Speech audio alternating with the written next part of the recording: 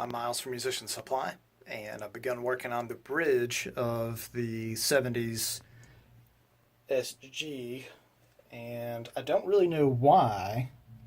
Somebody had wrapped wire around the saddles from the back of it, almost like they were trying to hold them in. So I'm going to take it apart a little bit and use some WD-40 or some other kind of oil-based solvent and see if we can get this to work.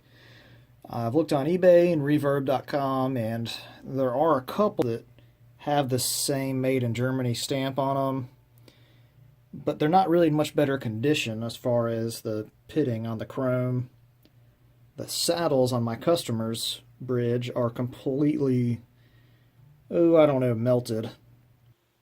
After a lot of corrosion cracker and different kinds of WD-40 and wrenching back and forth, I did get some of these moving parts to move again, and it's an interesting design. Gibson Harmonica bridge is, it turns out, what this is called, a harmonica bridge, and there's a screw head on each side of the saddles. On the front side of the bridge, you're really just getting a little nut with a flathead screw in it. That nut would go on the end of the bolt that goes all the way through.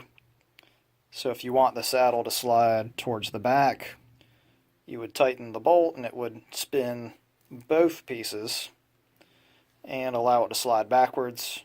If you want to pull it towards the neck, you would screw from this side and let it go towards the neck once again as this whole assembly screwed together from one end to the other rotates.